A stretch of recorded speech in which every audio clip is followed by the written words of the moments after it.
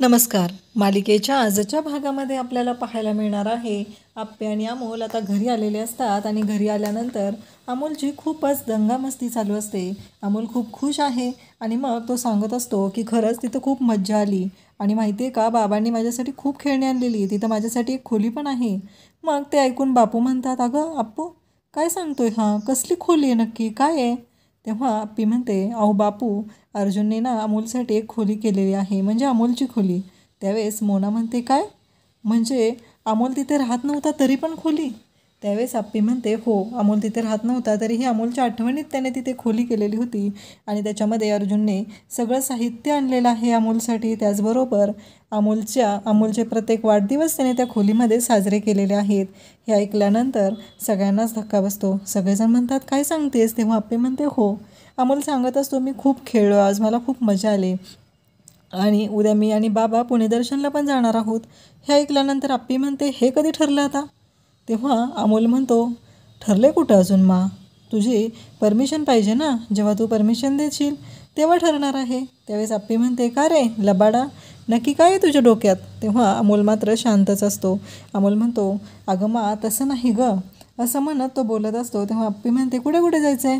त्यावेळेस अमोल सांगतो की आम्ही ना आता पुणे दर्शनला जाणार आहोत, त्याच्यामध्ये दगडूशेठला जाणार, सारसबाग बघणार, शनिवारवाडा बघणार, त्याचबरोबर असे बऱ्याच गोष्टी बघणार आहोत. आणि तो सांगत असतो, मी बाबांबरोबर फिरणार आहे ना, बाबा मला घेऊन जाणार आहेत. हे ऐकल्यानंतर खरं तर आप्पीला भारी वाटत असतं, कारण लगेचच मोना म्हणते की छोटे सरकार, आज तुम्ही जास्तच खुश आहात. तेव्हा आप्पी म्हणते, 7 वर्षांनी त्याच्या बाबांना भेटलाय ना, तो खुश तर असणारच ना. आप्पी हे जेव्हा बोलते तेव्हा मोना मात्र शांतच बसते. अमोल खूपच खुश आहे.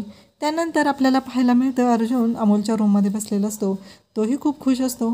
त्यावेळेस आपल्याला पाहायला मिळतं, कदम तिथे येतात आणि कदम म्हणू लागतात की अर्चा, आज लयच खुश आहे रे, म्हणजे तुझ्या चेहऱ्यावरचा हसू कमीच नाही आहे.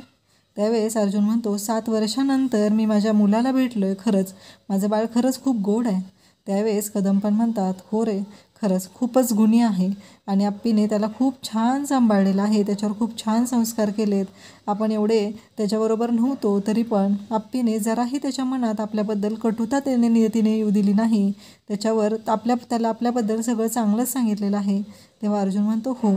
त्यानंतर आपल्याला पाहायला मिळतं की इकडे मोना मात्र म्हणत असते, पण आप्पी म्हणते, मी ना अर्जुनला सॉरी पण म्हटलं, कारण हे सगळं जे घडलं होतं ते माझ्यामुळेही कुठेतरी घडलं आहे. अर्जुन आणि अमोल एवढे खुश आहे, त्याने एवढं सगळं केलेलं आहे, म्हणून मी त्याला सॉरी पण म्हटलं. त्यावेळेस मोना म्हणते, पण त्यांची पण तेवढी चूक आहे ना. त्यावेळेस आप्पी म्हणते, मग अर्जुनने पण माझे आभार मानले ना, मी एवढं छान संस्कार केलेत अमोलवरती म्हणून. हे ऐकल्यानंतर बापू म्हणतात, खरंच खूप चांगली गोष्ट आहे. त्यानंतर आपल्याला पाहायला मिळतं, इकडे कदम अर्जुनला म्हणतात की अर्जुन, मला काय वाटतंय की जर गरज पडली तर अमोलसाठी तू आणि आप्पी. अर्जुन म्हणतो की मला आत्ता काहीच नाही बोलायचं, मला माझ्या मुलाबरोबरचे माझे वाया गेलेले जे दिवस आहेत त्या एन्जॉय करायचे आहेत, त्यांच्याबरोबर आनंदात राहायचं आहे. तर इकडे कदमांना अर्जुन सांगतो आणि कदम म्हणतात, बरं चल, उद्या तुम्ही फिरायला जाणार आहात ना, चल मग जेवून घेऊया आता, लवकर झोप. त्यावेळेस अर्जुन म्हणतो की हो. त्यानंतर आपल्याला पाहायला मिळतं की इकडे दुसऱ्या दिवशी सकाळी अमोल तयार झालेला असतो आणि आप्पी पण इकडे फोनवरती बोलत असते आणि मोना तिला विचारत असते, वंस, तुम्ही जी केस हँडल करत होता ती संपली ना आता? तेवढ्यात बापू तिथे येतात आणि बापू म्हणतात की मोना, आपल्याला ज्या गोष्टी कळत नाहीत त्या गोष्टी विचारायच्या नाहीत, असं ते बोलत असतात. तेव्हा आप्पी म्हणते की हो, पण त्या लोकांना गुन्हेगारी प्रवृत्ती थांबत नाही आहे ना, ती लोकं सापडली म्हणून बाकीचं आहेच ना, अजून अशी कितीतरी लोक आहेत, त्यांना सगळ्यांना आपल्याला पकडायचं आहे. त्यानंतर आपल्याला पाहायला मिळतं की इकडे आप्पी जे बोलत आहे ते ऐकल्यानंतर बापू म्हणतात, हे आज खुश आहेच खूपच. त्यावेळेस आप्पी आता निघणार असते, त्यावेळेस अमोलही आवरून तिथं आलेला असतो. अमोल म्हणतो, मा, तर मी कसा दिसतोय? त्यावेळेस आप्पी म्हणते, खूप गोड दिसतोय. आणि अमोल एवढा खुश का आहे? त्यावेळेस आप्पी म्हणते की तो बाबांबरोबर जाणार आहे. तर अमोल मागं लागतो की बाबांना फोन कर. मग आप्पी लगेचच फोन करते. तर अर्जुन फोन उचलतो. अर्जुनला सांगते की अरे अमोल तयार होऊन बसलेला आहे, तुला किती वेळ लागणार आहे, तू कधी येणार आहेस? त्यावेळेस अर्जुन सांगतो की हां, मला वेळ लागेल, तू त्याला ना कोणाला तरी सारसबागेच्या तिथे सोडायला सांग. त्यावेळेस आप्पी म्हणते, हो चालेल, ठीक आहे, पण तू वेळेवर पोहोचा, इथून तो अर्धा तासात सारसबागेच्या तिथे पोहोचेल. त्यावेळेस अर्जुन म्हणतो की हो चालेल, मी पोचतो. आणि मग अर्जुन निघालेला असतो तर स्वप्नील म्हणत असतो की नाश्ता कर रे. त्यावेळेस अर्जुन म्हणतो की नाही नको, मी खाईल बाहेर. स्वप्नील म्हणतो अगं रुपाली नाश्तांवर पटकन अर्जुन निघालेला आहे. मग रुपाली नाश्ता घेऊन येते. अर्जुन पटपट खात असतो. तेवढ्यात तिथे लगेचच बाबा येतात आणि मग कदम म्हणतात की अरे तो तिच्या लेकाबरोबर फिरायला जाणार आहे ना, त्याला काय आज जेवण नाही जाणार आहे तर आपल्याकडे. असू दे त्याला जायचं आहे ना, जाऊ दे. त्यानंतर आपल्याला पाहायला मिळतं की इकडे आप्पी आता मोनाला म्हणते की मोना तू अमोलला सोडशील का. त्यावेळेस मोना म्हणते हां आपण नाश्ता करून निघूया. अमोल म्हणतो नाही मी सारसबागेच्या तिथे पावभाजी खाणार आहे, मला नाही काय खायचं. मोना म्हणते बरं ठीक आहे चला आपण खाऊया तिथे.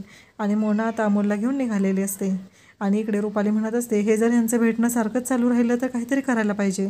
त्याचवेळी आपल्याला पाहायला मिळतं इकडे आर्या तिच्या आईला म्हणत असते की काही झालं तरी अर्जुन मला मिळायलाच पाहिजे. आणि मग आई म्हणते तुला जी मदत लागेल ती मदत मी करायला तयार आहे. मग आर्याच्या आईला आता त्रास होऊ लागलेला असतो.